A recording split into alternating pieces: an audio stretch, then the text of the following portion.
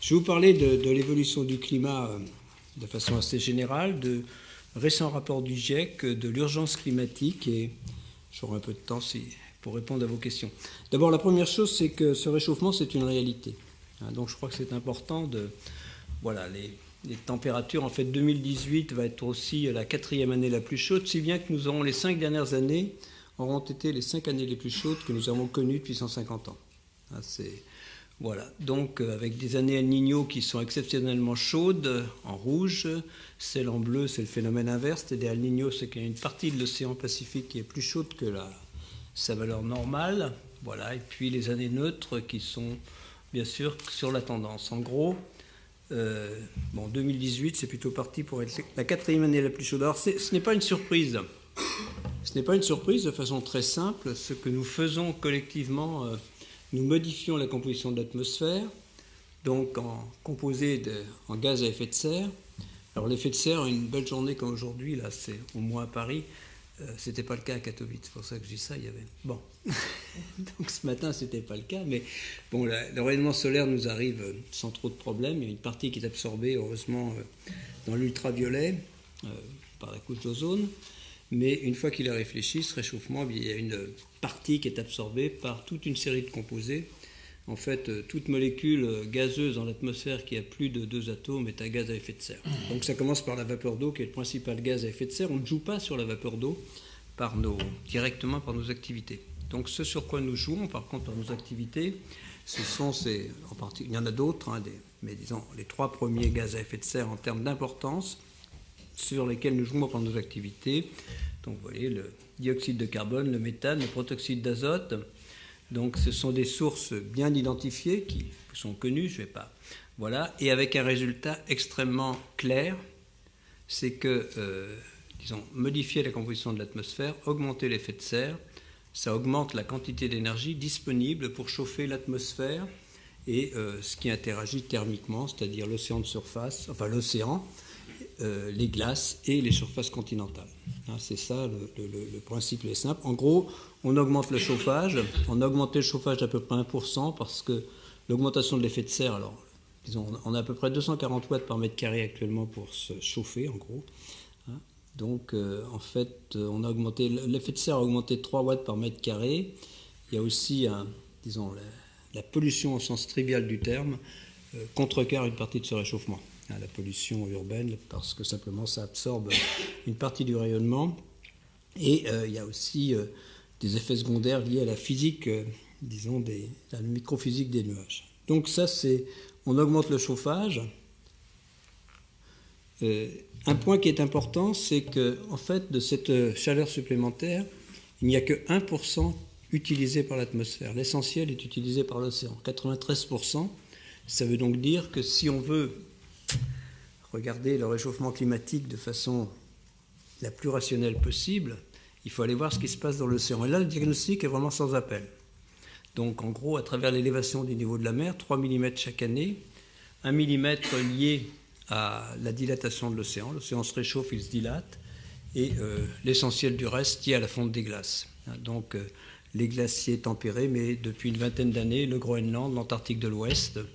Donc on a vraiment dans cette élévation du niveau de la mer la combinaison de 2 indicateurs du réchauffement, le réchauffement de l'océan et la fonte des glaces, et ce qui nous fait dire que pour nous, donc, le réchauffement est sans équivoque, il est sans précédent à l'échelle au moins du dernier millénaire, et une large part de ce réchauffement, en gros, on pourrait expliquer l'ensemble du réchauffement par les activités humaines, depuis la Seconde Guerre mondiale.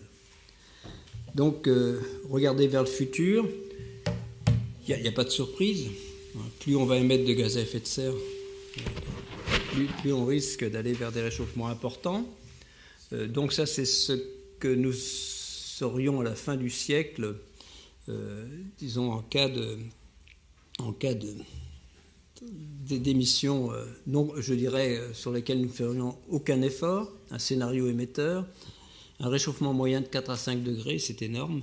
C'est aussi important que le réchauffement qu'a connu notre planète entre le dernier maximum glaciaire aujourd'hui, mais 50 à 100 fois plus rapidement. Et bien sûr, ce n'est pas homogène, c'est moins important sur l'océan, plus important sur les continents, là où nous vivons, et 2 fois plus important dans les régions de l'Arctique. des conséquences. Alors des conséquences dont on commence à percevoir, qu'on commence à percevoir. Donc là, vous voyez, donc ça m'appuie beaucoup sur le 5e rapport du GIEC, et je parlerai un peu du dernier rapport du GIEC, le rapport spécial adopté il y a 2 mois. Donc le scénario émetteur, vous voyez, ça nous emmène vers 5 degrés, et en fait, on a l'habitude de considérer 5 catégories de conséquences. Vous voyez, avec une échelle de risque d'indétectable à élevé, très élevé. Et il n'y a pas de surprise, si vous allez vers 5 degrés à la fin du siècle, eh bien, toutes les conséquences sont dans les zones élevées, très élevées.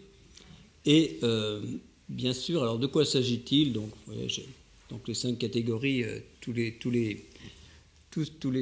disons, toutes les conséquences ne sont pas listées, mais le premier problème de ce qui se passe dans l'océan, par exemple, est important. L'acidification de l'océan, c'est quelque chose qui n'a rien à voir avec l'effet de serre, mais nous émettons 42 milliards de tonnes de CO2 chaque année, à peu près entre 25% ou entre 25 et 35% sont absorbés par l'océan, une partie aussi par la végétation. Ça, c'est bien pour nous, parce que sans cette absorption, eh bien, le taux d'accroissement dans l'atmosphère irait 2 fois plus rapidement. C'est pas bien pour l'océan, parce que l'océan s'acidifie. Et l'océan est 30% plus acide qu'il n'était au début du siècle dernier. C'est pas très grave pour nous, on pourra toujours aller se baigner, y compris à la fin du siècle. Dans le cas du scénario émetteur, il serait 2 fois plus acide. Alors, ça joue pas. C'est un acide très faible, mais tout ce qui se forme de calcite, de calcaire, a plus de mal à se former quand on augmente l'acidité. Donc, c'est le cas des récifs coralliens qui, nous le verrons, disons, disparaissent quasiment au-delà de 2 degrés. Donc, voilà pour l'océan. Donc, cette disparition des récifs coralliens annoncée vraiment au-delà de 2 degrés pour les récifs coralliens tropicaux. Les extrêmes climatiques qui ont tendance à devenir plus extrêmes, je donnerai quelques exemples.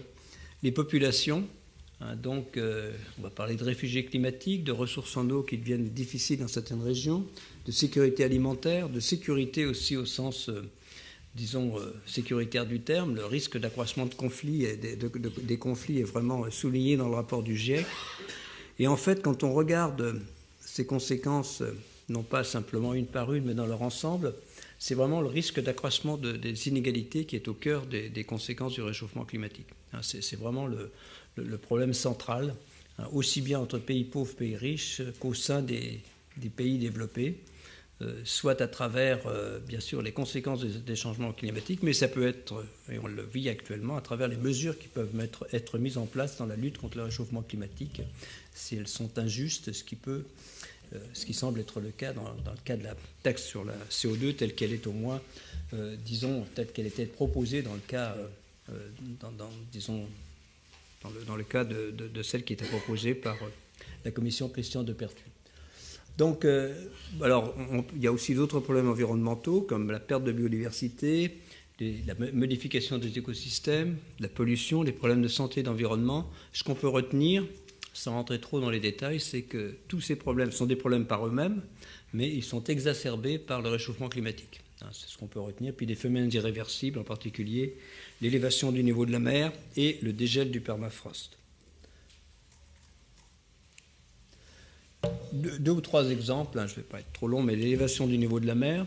Donc vous voyez, si on se place toujours dans le scénario émetteur en rouge, on va 80 cm à la fin du siècle, et c'est loin d'être terminé, 2 à 3 mètres à la fin du siècle prochain, et un risque clair si la température excède 2 degrés sur une période assez longue, séculaire, enfin sur un certain nombre, sur une période assez longue, eh bien le risque de fonte complète du Groenland à échéance millénaire, pas du tout séculaire. Mais c'est ce que nous faisons actuellement qui va en décider, et personne ne pourra l'arrêter ensuite. Donc ça, ce sont 7 mètres d'élévation du niveau de la mer supplémentaire. Donc ce n'est pas pour tout de suite, mais vraiment, c'est quand même notre action d'aujourd'hui qui en décide. Ça illustre un peu Enfin, je crois que c'est suffisant pour comprendre le problème de la perte de biodiversité. En rouge, c'est la vitesse de déplacement des zones climatiques dans la deuxième partie de ce siècle, toujours dans le cadre d'un scénario émetteur. On arrive, alors oui, c'est à peu près 60... on arrive à 7 km par an, c'est des kilomètres par décennie, donc 70 km par décennie. Et vous voyez les pictogrammes, bon, les arbres, les plantes, les rongeurs, les primates ont une capacité de déplacement inférieure à la vitesse aurait, parce que j'espère que c'est pas ce vers quoi on ira, aurait une capacité de déplacement inférieure à la vitesse de déplacement du climat. Donc on comprend bien la quasi-impossibilité pour certaines espèces de s'adapter. Donc bien sûr. Donc troisième exemple, la productivité agricole. Alors on a, et tout à fait, de toute façon tout à fait logique, le sentiment qu'il y a des régions qui gagnent en termes de productivité agricole. Par exemple, des régions qui sont trop froides actuellement pour qu'on y cultive le blé et qui deviendraient, disons, productives vis-à-vis du blé, par exemple, dans l'hémisphère nord, eh bien, c'est exact, mais il y a aussi des régions qui perdent en productivité, tout simplement parce que soit qu'il fasse trop chaud, trop sec, hein, donc, en fait, vous voyez, les zones en bleu, là, ce sont les principales cultures, hein, blé, riz, maïs et soja. Eh bien, en bleu, ce sont les régions qui gagnent, donc quand c'est bleu foncé jusqu'à 50%, en jaune et marron, les régions qui perdent. Si vous regardez au début, c'est-à-dire, disons jusqu'en 2030, il y a un certain équilibre. Les régions qui perdent et les régions qui gagnent, c'est à peu près équilibré, mais à la fin du siècle, eh bien, les régions qui perdent en termes de productivité prennent nettement le pas sur les régions qui gagnent. Tout simplement parce que il y a beaucoup de cultures qui, au-delà de 30 degrés, ne poussent plus de façon optimale. Donc pour la France, donc là c'est une simple déclinaison de ce que je vous ai montré. Vous voyez, donc là aussi, à droite, c'est le scénario émetteur, des réchauffements au-delà de 5 degrés, et encore plus important l'été, donc jusqu'à 5 à 6 degrés. Et donc c'est un autre climat aussi, ça sera à la fin du siècle dans ce cas-là. Si on regarde je pense que c'est aussi intéressant de regarder non pas les températures moyennes, non pas, disons, sur une vingtaine d'années, mais année par année, ce sont les étés en Île-de-France, tels qu'on peut les simuler. Alors vous voyez, les points noirs, ce sont les données. Donc il y a 2 étés dans les étés. Alors on n'a pas mis les données les plus récentes, mais 2018 est aussi le deuxième été le plus chaud.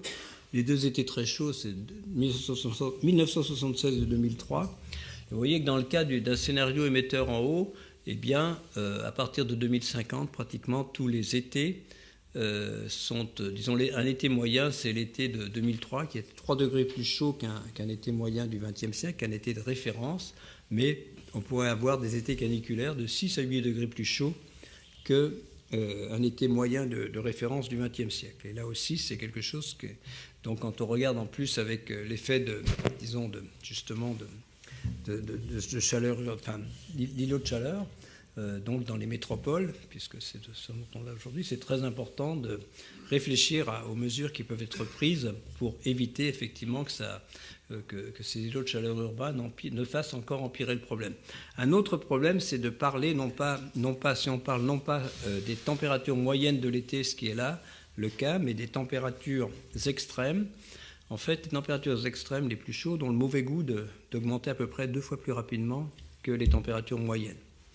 Donc pour un réchauffement d'été qui peut atteindre sur les 3 mois d'été 5 à 6 degrés en France, dans l'est de la France, on pourrait avoir des températures extrêmes, les températures caniculaires qui augmentent de 10-12 degrés et donc dans certains cas qui iraient vers 50 degrés. Alors ça peut n'arriver qu'une fois disons sur une période de 10 ans. On parle bien des records de température, pas des températures moyennes. Mais donc voilà aussi, donc en bas à l'inverse, un scénario où effectivement on ne dépasse pas 2 degrés à la fin du siècle et vous voyez, il y a très peu d'étés plus chauds que 2003. Des conséquences sur, bien sûr, les précipitations. La principale conséquence sur les précipitations, c'est vraiment... alors, si on regarde c'est géographiquement très différent. Si on regarde le nord de l'Europe ou le sud de l'Europe et le nord de l'Afrique, ce qu'on voit là, l'hiver au milieu, les zones en vert, c'est là où les précipitations augmentent. C'est le cas du nord de l'Europe, sans aucun intérêt, sauf un accroissement du risque d'inondation. Le problème, c'est aussi l'été, des diminutions de précipitations sur l'ensemble du pourtour méditerranéen, qui pourraient atteindre jusqu'à 50%, 2 fois moins de précipitations sur certaines régions, avec une augmentation de l'évaporation, et donc, bien sûr, des questions pour les ressources en eau, pour l'agriculture, pour les réfugiés climatiques. Si les régions du nord de l'Afrique, subsahélienne, ont des sécheresses à répétition, c'est clair que la sécurité alimentaire ne pourra plus y être assurée en tout cas, et c'est un des premiers motifs de déplacement et de migration, bien sûr. On va aussi parler les feux de forêt qui deviennent aussi, risquent de devenir plus intenses. Je donne l'exemple ici des feux de forêt. Ne regardez que le graphe de gauche. Les zones en rouge, ce sont les zones où les feux de forêt, disons, qui sont à risque vis-à-vis des feux de forêt. Donc quand vous regardez en 2050, en fait, des régions comme le centre et l'ouest de la France, qui ne sont pas à risque actuellement, le deviendraient. Bon, les zones sont rouges également. Disons, actuellement, le risque est aussi maximum sur le pourtour méditerranéen, mais il le deviendrait sur une partie de la France qui, pour le moment, échappe largement aux feux de forêt. Des événements extrêmes, c'est bon parce que les événements extrêmes sont bien sûr à l'origine de l'essentiel des coûts. Ce n'est pas la température moyenne, mais ce sont des événements extrêmes. Quand on va parler ici de l'Europe, voilà, l'Europe, donc les événements extrêmes, c'est sécheresse, inondation, canicule. Donc actuellement, à peu près un Européen sur 20, en moyenne, fait face chaque année à un événement extrême. Dans la deuxième partie de ce siècle, toujours, vous voyez, avec un cas d'un réchauffement à plus 3 degrés, dans la deuxième partie de ce siècle, donc, eh bien, 2 Européens sur 3 feraient face à un événement extrême, et essentiellement à des vagues de chaleur. En termes de victimes, donc en termes de victimes, actuellement, donc on a le mauvais souvenir de 2003, 75 000 morts supplémentaires au niveau de l'Europe, 15 000 au niveau de la France. Actuellement, disons en année de base, c'est plutôt 3 000 victimes en moyenne en Europe chaque année liées à des événements climatiques.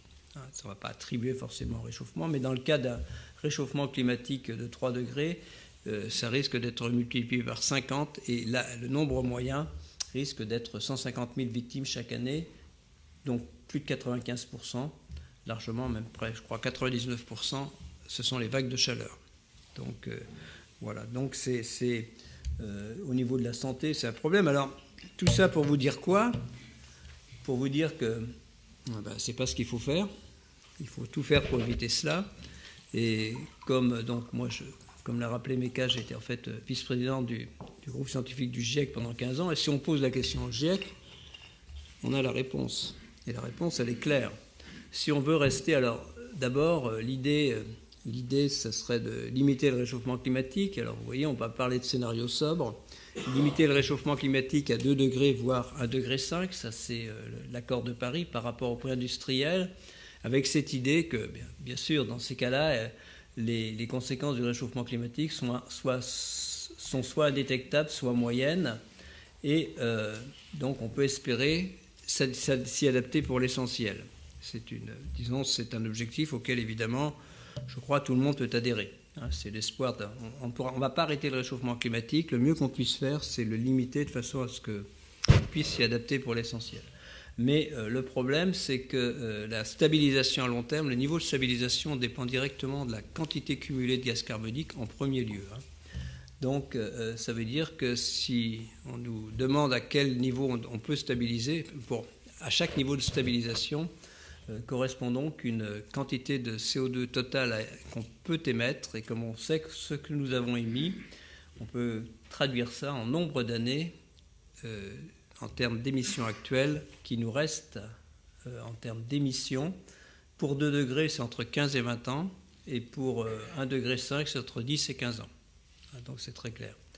Donc ça veut dire aussi que, par exemple, pour 1,5 degré, il faut laisser plus de 90% des réserves, c'est-à-dire ce qui est facilement accessible là où elles sont.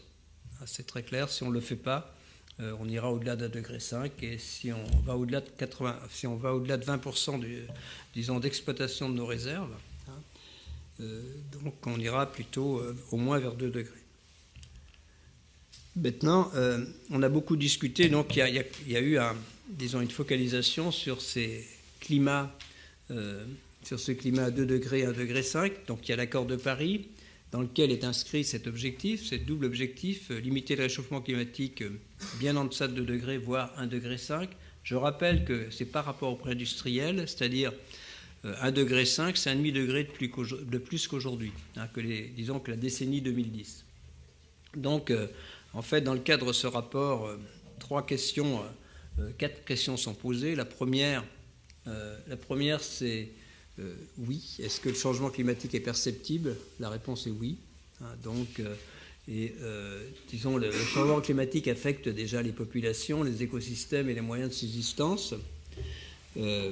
Donc la deuxième question où la réponse est également oui, c'est est-ce qu'un climat à plus 2 degrés, c'est différent d'un climat à plus 1,5? Est-ce que ça vaut le coup de limiter à 1,5 par rapport à 2? Je vous dirais que la réponse est oui aussi, je l'illustrerai. Et j'illustrerai aussi la difficulté qu'il y a à rester en deçà de 2 degrés, autour de 2 degrés, voire 1,5 degré, sinon l'impossibilité. Donc le dernier point, c'est que lutter contre le réchauffement climatique, ça a beaucoup d'intérêt pour tout ce qui concerne les autres objectifs du développement durable. De façon claire, la lutte contre la pauvreté, l'approvisionnement en eau, tout ça c'est plus facile. Pratiquement beaucoup des objectifs de développement durable ont une composante qui est liée au climat, et en gros limiter le réchauffement climatique évidemment contribue à faciliter la mise en place de ces objectifs de développement durable. Donc je vais illustrer deux des points. Un climat à 5 degrés, c'est différent d'un climat à 2 degrés. Donc ça, j'ai pris donc ce rapport spécial du GIEC a été approuvé le début octobre, et donc le Monde a publié une infographie qui effectivement illustre les principaux points de différence entre un climat à 2 degrés et un climat à 1,5 degré. Donc en haut à gauche, vous voyez, pour l'intensité des vagues de chaleur, en fait, c'est redit que les vagues de chaleur, augmentent 2 fois plus rapidement que la température moyenne. Donc pour un réchauffement à 2 degrés, c'est des vagues de chaleur qui sont 4 degrés. Les records augmentent plutôt de 4 degrés. À droite, vous voyez, les pluies torrentielles sont plus importantes à 2 degrés qu'à 1,5 degré. Voilà. Ensuite, tout ce qui concerne la perte de biodiversité. Alors, on peut parler de perte de biodiversité des insectes, des plantes, des insectes, des vertébrés. Dans tous les cas, c'est quand même plus... la perte de biodiversité liée à cette composante climatique est 2 fois moins importante à 1,5 degré qu'à 2 degrés. Mais ce qui est surtout marquant en bas à gauche, c'est les coraux. En fait, si on va à 2 degrés, pratiquement tous les récifs coralliens risquent de disparaître. Donc 99% des récifs coralliens tropicaux. Tandis qu'à 1,5 degré, on a des chances d'en conserver une partie. Donc là aussi, l'élévation du niveau de la mer, ce sont 10 cm de plus et 10 millions d'habitants supplémentaires qui devraient quitter l'endroit où ils vivent à 2 degrés par rapport à 1,5 degré. Et la sécurité alimentaire risque aussi d'être affectée avec des céréales, des rendements de céréales moins importants et aussi des ressources halieutiques qui diminuent de façon notable. Donc le problème c'est, une fois qu'on a dit ça, donc on veut bien regarder ce qu'il faut faire. Ce qu'il faut faire, c'est un peu illustré là, je ne vais pas être trop long après. Donc actuellement, on a 42 milliards de tonnes de CO2 chaque année. Si on tient compte des autres gaz à effet de serre, on est plutôt un peu au-delà de 50. Donc en 2020, 52 milliards de tonnes. Alors on va regarder là où on va en 2030. En 2030, si on ne faisait rien, on irait vers 65, entre 65 et 70, scénario émetteur. Donc vers plus 4, plus 5 degrés à la fin du siècle. Actuellement, même donc la COP21, donc il y a des engagements de la COP21 qui nous mettent sur une trajectoire d'émissions de 55 milliards de tonnes en 2030 et des températures qui ont malheureusement toutes les chances d'excéder les 3 degrés à la fin du siècle. Et alors que pour avoir des chances de rester autour de 2 degrés, il faudrait passer à 40 milliards de tonnes en 2030 et pratiquement divisé par 2 entre 2020 et 2030 pour avoir des chances de rester au-delà de 1,5 degré. Et ça n'est pas terminé évidemment pour autant, pour 2 raisons. En gros, en résumant, l'accord de Paris nous fait faire un tiers du chemin au mieux dans le cas d'un réchauffement à 2 degrés, 1/5 du chemin dans le cas d'un réchauffement à 1,5 degré. Et l'histoire n'est pas finie puisque pour 2 degrés, il faudrait... pour 1,5 degré, neutralité carbone en 2050 et des émissions négatives, c'est-à-dire la capacité d'extraire du CO2 de l'atmosphère de façon importante, d'autant plus importante qu'on en a émis, et, vous voyez, ce qui est là aussi, réduire les émissions des autres gaz à effet de serre, ce qui est loin d'être gagné. Parce que dans une population qui va augmenter, dans un monde dont la population augmente, les émissions de méthane et de protoxyde d'azote étant largement d'origine agricole, c'est difficile d'espérer une diminution de leurs émissions, toutes choses égales par ailleurs. Voilà donc quelques chemins qui nous emmènent qui permettraient de rester à 1,5 degré. Vous voyez, des émissions négatives, alors neutralité carbone jusqu'à 2050, des émissions négatives après, ou même en fait, il faudrait commencer à en extraire de l'atmosphère, ou en fait en mettre le moins possible, c'est plus intelligent, je pense. Voilà, donc vous voyez, donc quelles que soient les trajectoires d'émissions, les scénarios 1,5 degré impliquent de recourir, d'extraire du CO2 de l'atmosphère, donc ça va aller de la reforestation, de la forestation, de l'utilisation de la biomasse couplée au piégeage et stockage du carbone pour produire de l'énergie, et donc ça extrait du CO2 de l'atmosphère, ou bien aussi du stockage du carbone dans les sols. Alors, il y a beaucoup de choses qui sont envisagées, mais c'est clair que si on émet beaucoup de CO2, c'est le scénario P4, et si on ne ralentit pas très, très rapidement les émissions, si on veut rester à 1,5 degré, les quantités à extraire sont énormes, puisqu'il faudrait extraire pratiquement jusqu'à 1000 milliards de tonnes de CO2, c'est-à-dire d'ici la fin du siècle, c'est-à-dire l'ordre de 15. Alors on en émet 42 actuellement, il faudra en extraire en moyenne entre 10 et 15 chaque année. Donc il vaut mieux pas les mettre, c'est clair. Donc voilà, il y a d'autres, je ne vais pas être trop long, voilà, donc ce qui se passe en France, c'est un simple rappel. Donc transport, industrie, agricole, l'habitat, donc de l'ordre de 20%, vous voyez les grands, ce sont les derniers chiffres.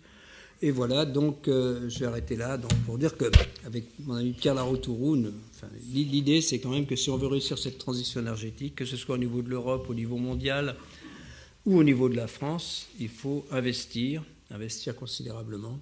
Donc il faudrait, le diagnostic, mais ce n'est pas le nôtre, c'est vrai aussi de la commission de Pascal Canfin et d'Alain Grandjean ou des chiffres du CDC, il faudrait quelques dizaines de milliards d'euros chaque année. Nous, on parle de 45 milliards d'euros chaque année, 35 milliards pour le rapport Canfin. De toute façon, supplémentaire si on voulait réussir cette transition énergétique. Il ne s'agit pas de changer la loi, il s'agit simplement de réussir, de respecter la loi qui a été votée à l'unanimité. C'est là où on en est actuellement. Et la réunion de Katowice, justement, dont donc il y avait deux. En fait, il y a trois aspects. En fait, il y avait deux objectifs principaux, c'est de finir l'élaboration des règles de l'accord de Paris.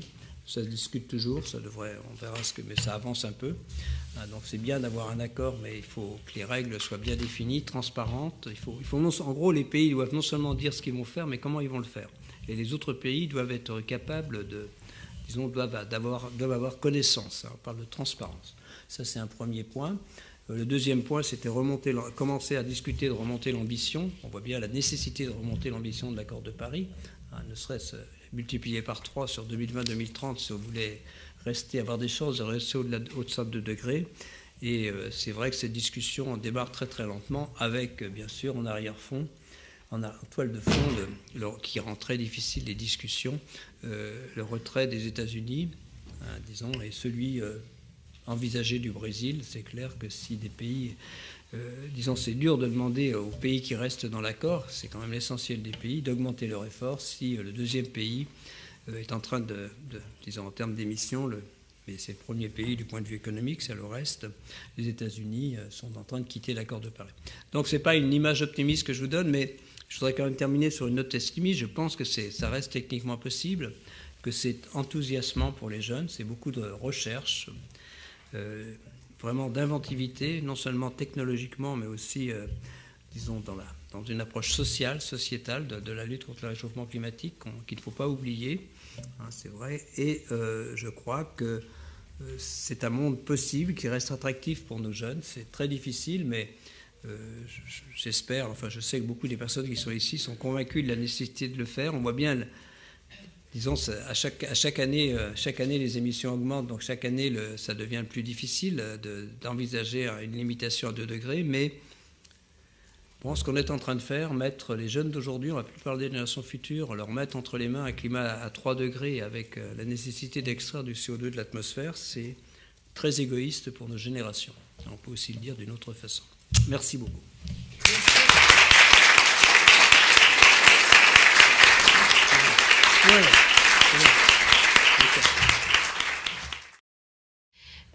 Quand je vois tout ça, moi, citoyenne lambda, je me dis, mais comment on va y arriver à déréchauffer les océans, décarboniser l'atmosphère, régler tout ça. Et puis, et quand on met ça, et je vais être provocatrice, face à, on nous parle de la fin du monde, qu'est-ce qu'on fait de la fin du mois? Qu'est-ce qu'on peut faire pour être efficace, nous, à notre niveau? Comment on peut redonner cette énergie, pas simplement aux jeunes, mais aux autres? Oui, enfin bon... non, par exemple, quand on regarde... au titre individuel, on peut quand même donner quelques chiffres. En France, les émissions... selon la façon dont on se déplace, la façon dont on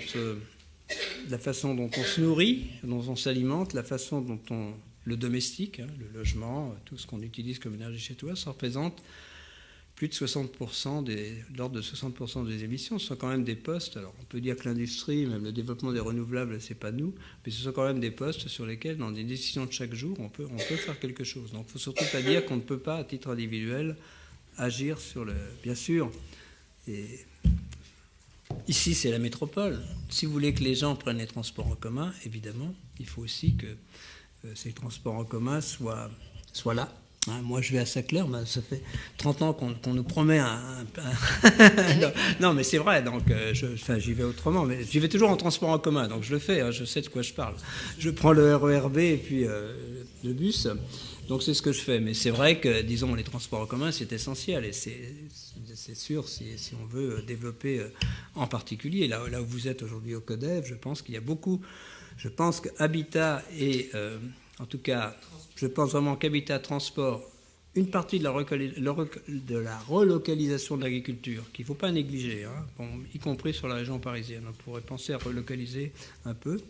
C'est quand même dans les mains du Grand Paris. Je veux dire que c'est quand même des choses sur lesquelles vous avez le pouvoir de décision, et à titre personnel en plus autrement. Mais du point de vue, disons, l'Assemblée qui est ici a quand même, en tout cas, des conseils à donner sur ces points qui sont au cœur du problème. Donc voilà, c'est...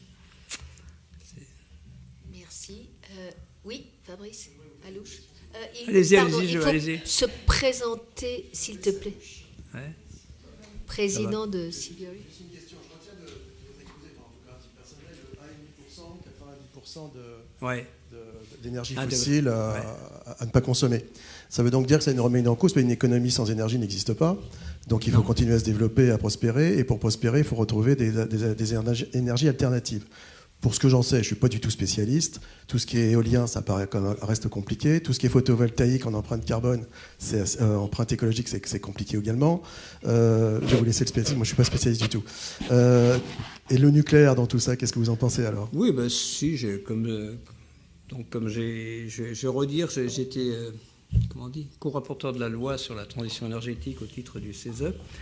Et je vais redire la conclusion, moi je pense que la loi est équilibrée, c'est-à-dire qu'il faut, au contraire de ce que vous dites, il faut largement développer le renouvelable en France. Bien sûr, il y a besoin de garder du nucléaire, mais il faut avoir les chiffres en tête. En France, bien sûr, on a ce sentiment, l'électricité, le nucléaire, c'est 80% de l'électricité, mais ça fait quand même qu'entre 20 et 25% de l'énergie. L'essentiel de l'énergie en France, ça reste les fossiles. Il ne faut pas oublier ça. Donc c'est un premier point. Et puis si on regarde à l'échelle mondiale, actuellement en énergie, disons qu'en énergie primaire, le nucléaire c'est de 5%, 2% en énergie finale. Et tout le monde dit, y compris les spécialistes du nucléaire, que même si le nucléaire se développe à l'échelle mondiale, ça sera moins de 10% en énergie dans tous les cas, dans le meilleur des cas. Et tandis que le potentiel des renouvelables, en termes d'énergie, pas d'électricité simplement, c'est plutôt 50% à horizon 2050. Donc c'est clair que le potentiel, il est, si on regarde en dehors de notre petite planète, et même en France d'ailleurs, je pense que le renouvelable a une belle place et une belle carte à jouer. Et je pense que si on ne le fait pas, c'est une erreur. Et donc pour le faire, effectivement, il faut que le nucléaire laisse une place aux renouvelables. Et c'est pour ça que j'ai dit et que je redis ici que cette loi me semble équilibrée. Donc c'est-à-dire cette limitation de la part d'électricité nucléaire à 50%. Elena. Merci. Philippe Pelletier. Tiens. Oui, Philippe. Non, ne parle pas du bâtiment, c'est là qui... Mais si, tu peux, parce que tu sais bien que c'est là qu'il faut tout faire. Je n'en parle pas là. Juste, pour revenir sur une phrase que Jean Jouzel a prononcée, qui pour moi est absolument essentielle, il faut qu'on se rappelle que entre la période glaciaire et notre ère, c'est 4 degrés seulement. Et 4 degrés, ça a changé la vie sur Terre. Hein. Donc, il ne faut pas qu'on soit désinvolte en pensant que la Terre est résiliente, que l'homme s'adaptera à tout, etc. Ça, c'est des idées de gamins. Il faut qu'on chasse ça. C'est considérable déjà 2 degrés. Et ma question est, quid du stockage du CO2. Tu as dit que les autres gaz à effet de serre, c'est compliqué à stocker. Oui, c'est compliqué, le CO2, est-ce qu'il y a un avenir pour la Terre ou pas? Oui, enfin bon, de toute façon, on ne peut pas y échapper. Enfin, si on veut limiter le réchauffement climatique, je ne vois pas pourquoi. Ça sera très difficile de faire sans piégeage stockage du CO2. Pour une double raison. D'abord, déjà actuellement, si on veut limiter les émissions, si on veut utiliser des fossiles, limiter les émissions, il faut le faire. Mais le problème, c'est que tant qu'il n'y aura pas... Comment tu récompenses les gens qui font ça s'il n'y a pas de prix au CO2 ? Hein, donc, voilà le problème. Donc, c'est ce qui bloque actuellement le plus. Et ensuite, il faut voir que l'extraction du CO2 de l'atmosphère se construit beaucoup autour d'utilisation de biomasse et couplage au CCS. Donc, je pense qu'il faut envisager vraiment sérieusement le piégeage et le stockage du CO2, mais il reste des problèmes techniques, il reste des problèmes d'acceptabilité. C'est pas simple de stocker. Bon, voilà, mais je pense, donc c'est un pis-aller que de faire ça. Il faudrait mieux pas le mettre dans l'atmosphère, c'est clair. Je redis, le plus simple aurait été, et ce qui est un peu désespérant, c'est que ce que j'ai dit là ce soir, c'est ce qu'on disait il y a 30 ans. Donc c'est les mêmes chiffres qu'on donnait. Donc, voilà. Une dernière question, oui. Ou peut-être deux dernières questions, parce que M. Jouzel doit partir malheureusement. Allez-y, madame. Oui, moi, Corinne Vieillemard, moi j'ai une question de néophyte aussi. Ouais. En région Île-de-France, on a quand même beaucoup de routes, on dégage beaucoup de chaleur, on ne récupère pas cette chaleur, on fait des semblants d'importation. Alors après le pétrole, on parle beaucoup d'électricité dans les villes.